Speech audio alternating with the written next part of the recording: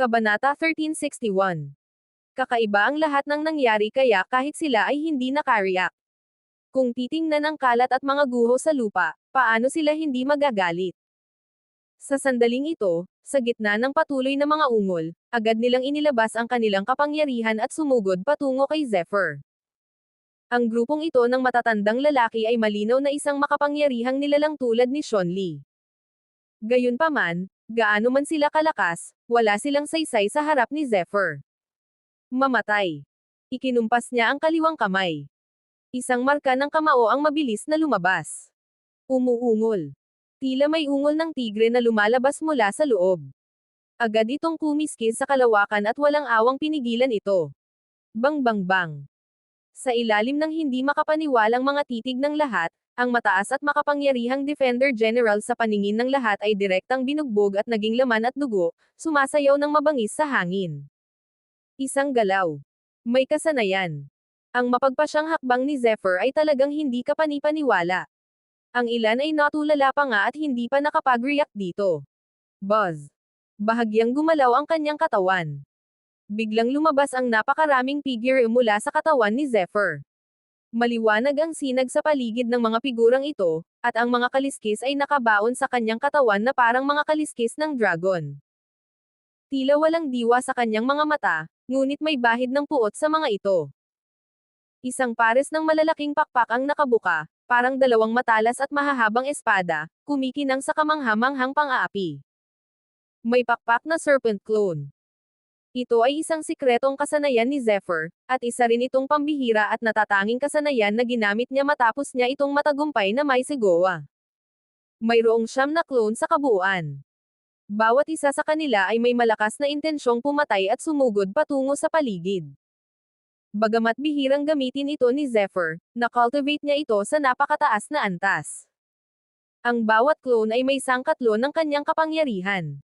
Sa sandaling ito, mabilis silang naghanap sa paligid. Mabilis na kumislap ang Evil Breaking Eye sa pagitan ng kanyang mga kilay, at si Zephyr ay balisang naghahanap ng kanyang target. Bang! Gamit ang isang kumpas ng kanyang kamay, binasag ni Zephyr ang isang powerhouse na nakatago sa mga guho. Isang guhit ng Violent Wind Lightning Blade, na parang kayang hiwain ang kalangitan, ang gumuhit ng isa pang guhit ng Blood River. Masasabing sa sandaling ito, si Zephyr ay parang isang Diyos ng kamatayan, isang demonyo. Saan man ito magpunta, walang katapusang patayan ang magaganap. Nandito ba? Biglang gumalaw ng bahagya si Zephyr. Natagpuan niya ang taong hinahanap niya. Isang malakas na aura ang malabong nilulunok at binubuga sa loob ng luma at medyo kompletong malaking bulwagan. Para itong isang makamandag na ahas na nakatago. Malinaw na naghihintay ito ng pagkakataong umatake. Sa wakas ay natagpuan na rin kita. Nang dumaan ang Evil Breaking Eye, malinaw na nakita ni Zephyr ang mukha ng kabilang panig. Ang anyo ng kabilang panig ay kapareho ng impormasyong alam niya. Si Prinsipe Yao iyon. Sus Mariosep, patayin mo siya. Mabilis na lumitaw ang isang figure. Isa itong binata. Kumislap ang kanyang figure at nakasuot siya ng dragon robe, na nagbibigay ng aura ng isang emperador. Kasunod ng dagandong ng kabilang panig, maraming figure ang mabilis at marahas na sumugod palabas ng mga guho. Enerhiya ng sable, enerhiyang may talam, higanteng martilyo, mahabang palakol. Lahat ng uri ng armas ay nakatutok kay Zephyr. Gayunpaman, sa sandaling ito, nakatayo roon si Zephyr nang hindi umiiwas. Malamig niyang tinitigan ang binata na nakasuot ng damit dragon gamit ang kanyang matalim na mga mata. Prinsipe Yao, walang makakapagligtas sa iyo ngayon. Kabanata 1362. Maganda ang mukha ni Prinsipe Yao, ngunit may bahid ng lamig sa kanyang mukha. Ang lamig na ito ang lubos na nakababawas sa kanyang kagwapuhan. Si Prinsipe Yao ang binata na nasisiyahan pa rin sa kagandahan bago sumiklab ang kulog ng dekarismo. Sa sandaling ito, ang pagkabigla sa puso ni Prinsipe Yao ay umabot na sa sukdulan. Hindi niya inaasahan na may aatake sa kanya sa oras na ito. Bilang isang nangungunang imperyo, ang dinastiyang Tian Yao ay nagtataglay ng pinakamataas na karangalan at katayuan. Ang kanilang lakas sa pakikipaglaban ay hindi mas mahina kaysa sa mga ordinaryong mababang uri ng akademya. Bukod dito, bawat taon, ang dinastiyang Tianyao ay pumipili ng lahat ng uri ng tributo at ibinibigay ang mga ito sa maraming akademya upang mapanatili ang kanilang pagkakaibigan sa isa't isa. Iyon mismo ang dahilan kung bakit ang dinastiyang Tianyao ay lalong naging makapangyarihan, ngunit ito rin ay naging mas matatag. Si Prinsipe Yao ay isang inisyatibo ng isang sinaunang akademya. Ito pa lamang ay lalong nagpahirap sa mga tao na saktan ang imperyong ito. Hindi maisip ni Prinsipe Yao kung bakit patuloy siyang pinapatay ni Zephyr na nasa harap niya. Baliw ba siya? Bukod pa riyan, napakabata pa ni Zephyr. Paano niya nagawa ang ganoong bagay? Sandaling-sandali, biglang nakaramdam ng lamig sa puso ni Prinsipe Yao. Tigilan mo siya. Tigilan mo siya. Sa sandaling ito, isang matinis na boses ang mabilis na kumalat mula sa paligid. Swoosh! Swoosh! Swoosh! Sunod-sunod na figure ang mabilis na nakapalibot kay Prinsipe Yao. Total, ito ay ang dinastiyang Tianyao. Kahit na ang Decarismo Thunder of Zephyr ay lubos na kahanga-hanga, ang kanyang lakas ay hindi pa rin sapat. Hindi niya talaga kayang gamitin ang natatanging kasanayang ito. Ito ang dahilan kung bakit maraming kalalakihan ng palasyo ng imperyo ang nakaligtas. Klang. Klang. Klang. Ang enerhiya at armas ay umunlad. Sa loob ng isang panahon, mayroong mahigit 100 tao. Kabilang sa mga ito, mayroong ilang level 9 agility powerhouses. Nang makitang pinoprotektahan siya ng mahigit 100 tao, muling nag-alab sa pag-asa ang puso ni Prinsipe Yao. Ang ilan sa kanila ay mga pambansang ehekutibo ng dinastiyang Tianyao, habang ang iba ay mga gumagala na martial artist. Ang mga gumagala na martial artist ay mga individual na cultivator at disipulo na walang anumang sekta o akademya. Ang mga taong ito ay itinuturing na mga handog at gumagastos ng malaking halaga ng pera bawat taon upang protektahan ang dinastiyang Tianyao. Bro, kahit sino ka pa, nakagawa ka ng isang kasuklam-suklam na krimen. Hindi sapat ang 10,000 pagkamatay ngayon para mapakalma ang nagawa mo ngayon. Parami ng parami ang mga nasasakupan sa paligid niya. Biglang nagpakita ng tuwa si Prinsipe Yao. Sa kanyang palagay, sa pagkakataong ito, sigurado na siyang mananalo. Gaano man kalakas si Zephyr, iisang tao lang iyon. Bukod pa rito, ang isang kakilakilabot na galaw ng pagpatay ay lalamunan ang kapangyarihan ni Zephyr. Sa oras na ito, si Zephyr ay nakatakdang mamatay sa harap ng napakaraming tao. Sus Mariosep, ang lakas ng loob mong sirain ang palasyo ko. Para kang patay na patay. Ang batang ito ay may kakaibang kasanayan. Nakakagulat na kahit sa akademi ko ay bihira ito. Basta't makukuha ko ang kakaibang kasanayan niya, sapat na iyon para mabawi ang aking pagkatalo. Swoosh! Iminulat at ipinikit niya ang kanyang mga mata. Hindi nagbago ang mukha ni Zephyr. Malamig pa rin ang tingin niya kay Prinsipe Yao. Patayin. Pagharap sa daan-daang tao. Sigaw ni Zephyr sa mahinang boses. Buzz. Agad na lumitaw ang siyam na kakaibang figure sa paligid niya. Kabanata 1363. May pakpak na serpent clone. Bagamat ang bawat isa sa siyam na winged serpent clones ay mayroon lamang 1/4 ng kapangyarihan ni Zephyr, sa sandaling ito, ang lakas at kapangyarihan ng Zephyr sa kaharian ay higit pa sa kakayahan ng mga ordinaryong tao, at ang kanilang kakayahan sa pakikipaglaban ay sapat na upang lumampas sa kanilang antas. Buzz. Sa utos ni Zephyr, isang clone ng mga mananap na ahas ang nagsimulang umatake. Hinahanap mo ang kamatayan. Nang makita ang kakaibang anyo ni Winged Serpent Clone, maging ang mga taong naruroon ay nagulat. Nanginginig ang kanilang mga puso, ngunit naghanda sila upang sumugod. Ang mahinang sigaw ni Zephyr. Mababa ang kanyang boses na parang kumakanta ng Diyos ng kamatayan. Patuloy na dumadagandong ang tunog ng kulog. Ang bawat isa sa siyam na pakpak ng ahas ay hindi natatakot sa kamatayan. Saan man sila magpunta, papatayin sila na parang damo. Pagkatay. Isang one-sided massacre. Sa sandaling ito, ang kakayahan ni Zephyr sa pakikipaglaban ay higit pa sa kanyang inaasahan. Sa isang kisap mata, lahat sila ay napatay ni Zephyr. Ano? Sa sandaling ito, ang mukha ni Prinsipe Yao ay labis na nagulat. Mabilis hanggang sa sukdulan. Ang bilis ay nakakatakot na kahit ang orihinal na kabaliwan at kay-abangan sa kanyang mukha ay hindi tuluyang nawala. Anong klaseng kasanayan ito? Anong klaseng cultivation ito? Paano siya naging ganito kalakas? Sino si Prince Yao? Para siyang bituin na nakapalibot sa buwan noon pa man. Dahil sa kanyang pisikal na katangian at katayuan, sapat ang kanyang kapangyarihan upang hamakin ang masa at kontrolin ang buong bansa. Gayunpaman, sa ngayon, talagang natatakot siya. Pumunta ka sa impyerno. Tumigil ka. Malapit nang kumilos si Zephyr. Bigla, sa sandaling ito, isang galit na ungol ang narinig. May kapangyarihan ng isang emperador sa kanyang boses, na lubos na makapangyarihan. Kalahating hakbang patungo sa espiritu. Kumalabog ng malakas ang puso ni Zephyr nang maramdaman niya ang nakatagong aura sa loob ng aura ng emperador. Tapos tumingin siya sa isang direksyon. Isang grupo ng mga tao ang mabilis na sumugod mula sa di kalayuan. Ang pinuno ay nakasuot ng ginintoang damit ng dragon. Isang walang katapusang liwanag ang kumikislap sa loob ng damit ng dragon, dala ang isang mar-angel na kapangyarihan na pumailan lang sa kalangitan.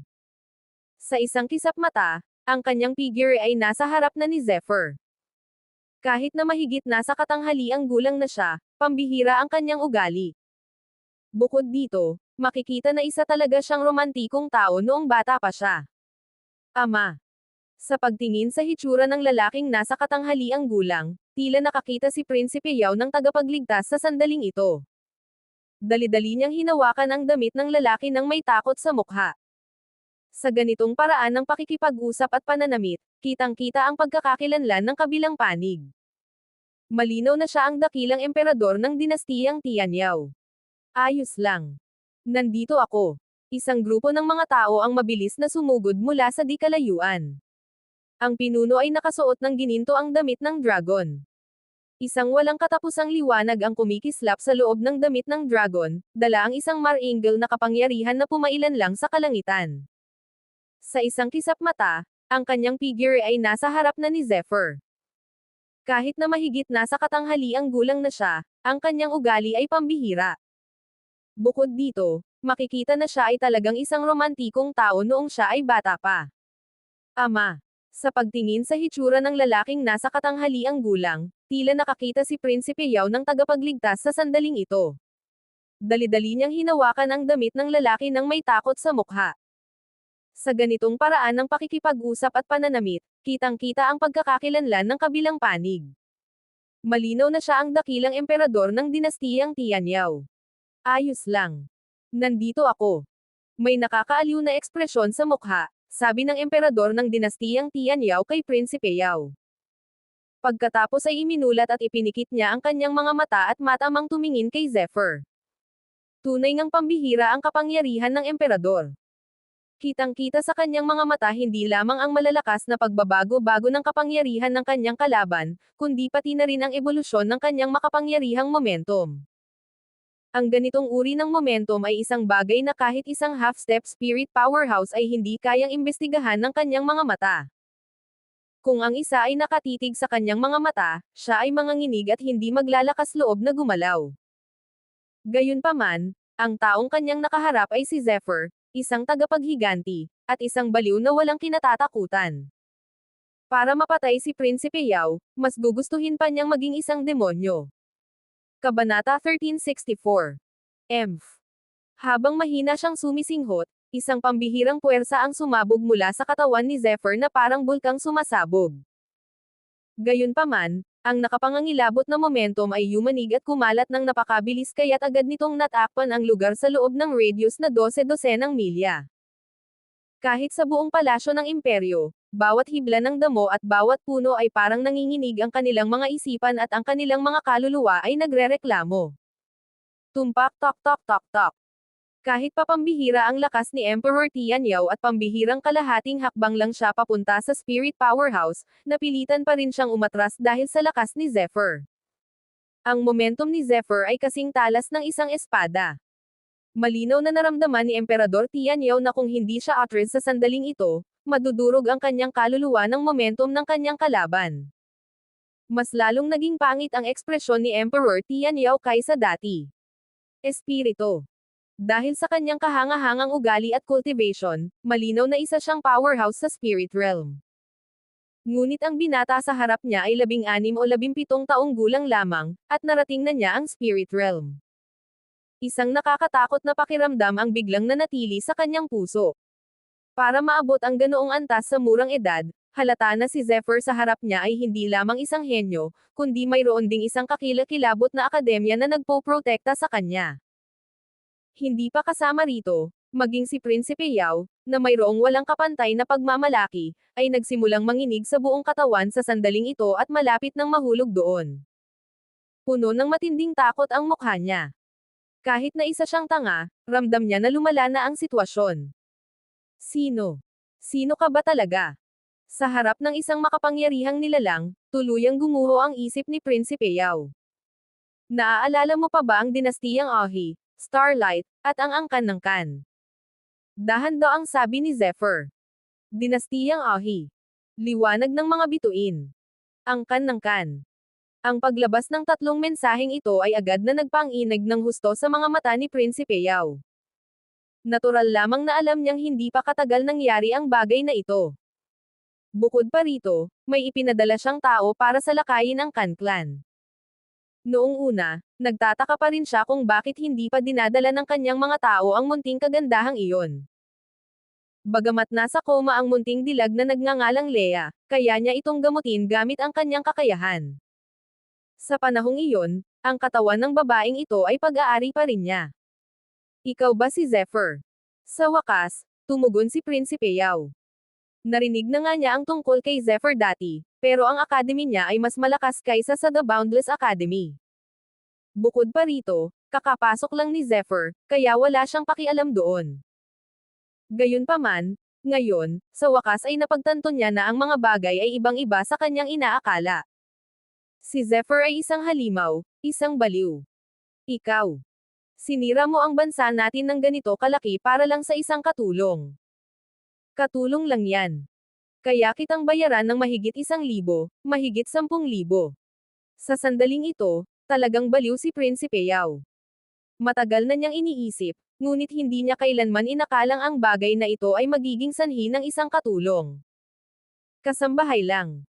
Bahagyang gumalaw ang sulok ng bibig ni Zephyr, ngunit sa sandaling ito, biglang nagbago ang kanyang mga mata, at isang malamig na liwanag ang lumabas. Nako! Yaoer, tumakbo ka. Biglang nagbago ang mukha ni Emperador Tian Yao. Itinulak niya palayo si Prinsipe Yao gamit ang kanyang palad. Kabanata 1365. Kumukulo ang tunay na enerhiya sa kanyang katawan, at mabilis siyang sumugod. Ashed forward mabangis. Divine Sky Feast. Boom. Sumabog ang puwersa ng kamao at hindi na mapigilan. Para itong araw at buwan na bumabaliktad, umuunlad at gumagalaw. Sa kalangitan, walang katapusang dam-aloy ang hindi mabilang na kahanga-hangang tekstura. Ang makarating sa half-step to spirit realm gamit ang kapangyarihan ng isang emperador ay hindi isa sa mga pinakamahusay sa The Ethereal Land, ngunit napakabihira rin ito. Sa sandaling ito, habang kumikilo si Emperador Tian Yao, biglang sumigla ang aura ng isang emperador. Nang kumilos na si Emperador Tian Yao, isang arko ng kuryente ang biglang dam-aloy. Ang mga arkong de kuryente ay umiikot kasabay ng lakas ng kulog at kidlat, at gumalaw si Zephyr sa sandaling ito. Boom! Boom! Gumalaw ito na parang dragon at tigre, mar-eagle at kahanga-hanga. Huminga siya ng malalim at palabas na parang isang walang kapantay na Diyos. Sa harap ng kalahating hakbang na ito patungo sa espiritong tao, wala talagang pakialam si Zephyr. Magwala ka! Isang malakas na sigaw ang narinig. Sumabog ang hangering pumatay sa mga mata ni Zephyr, at ang malamig at parang yelong kariktan ay sapat na upang palamigan ang kaluluwa ng lahat. Bang! Naramdaman ni Emperador Tian Yao ang matinding panginginig ng kanyang katawan. Sa sumunod na sandali, isang pambihirang puwersa ang tumama sa kanya ng malakas. Bitek! Ang kakilakilabot na puwersa ng kamao ay hindi lamang winasak ni Zephyr, kundi bumaliktad din patungo sa katawan ng kalaban ng may walang katapusang kapangyarihan. Puff! Habang kumakalat ang matinding kirot mula sa 5 daliri niya, tila dinurog ang buong braso niya ng isang malakas na puwersa. Sa isang iglap, Ang mga buto sa kalahati ng braso niya ay nabasag at napilipit. Habang dumura siya ng dugo, si Emperador Tianyao ay lumipad daan-daang metro ang layo at bumagsak sa lupa, hindi na makabangon. Emperador. Nang makitang lumipad si Emperador Tianyao, agad na sabay-sabay na umungal ang lahat ng kanilang mga nasasakupan. Tulong. Tulong Yaoer. Umungol si Emperador Tianyao ng buong lakas. Bang! Isang itim na apoy ang biglang bumulwak palabas. Bigla itong lumaban sa lahat ng taong naroon. Ito ay ang Nine Netherbird. Bang! Mabagsik na tinapakan ni Zephyr ang katawan ni Prinsipe Yao gamit ang isang paa. Napakalakas ng puwersa kaya't may mabilis na langit-ngit ng mga buto na mabilis na lumalabas. Ang lakas ng sipa na ito ay naging dahilan upang si Prinsipe Yao ay magpakawala ng isang nakakapangilabot na sigaw. Zephyr! Ang lakas ng loob mo! Malapit nang mabaliw si Emperador Tianyao. Bagamat isa siyang emperador, si Prinsipe Yao ang anak na pinakamahalaga sa kanya. Hindi lang iyon, kundi lahat ng iba pang prinsipe ay mas mababa sa kanya sa pisikal na katangian. Napakahalaga sa kanya ni Prinsipe Yao. Hindi lang iyon, si Prinsipe Yao ay isa ring inisyado ng akademya. Sa pagkakaroon ni Prinsipe Yao, mas magiging maunlad ang dinastiyang Tianyao. Sa sandaling ito, habang hinaharap ang pag-atake ni Zephyr, paano siya hindi magagalit? Gayunpaman, sa apoy ng Nine Netherbird, walang sino man ang makakalapit kay Zephyr, lalo na't walang makakapagligtas sa kanya. Kasambahay lang. Pinaikit ni Zephyr ang kanyang mga mata at inulit ang pangungusap na ito. Zephyr, kasalanan ko. Ako ang mananagot sa lahat ng pagkawala ng pamilya mo. Hindi lang yan, ibibigay ko rin sa'yo ang gusto mo. Nasa akin ang lahat ng sikretong kasanayan, banal na sandata, at walang kapantay na natatanging kasanayan. Bang! Itinaas ni Zephyr ang kanyang paa. Bumagsak ito ng walang awa.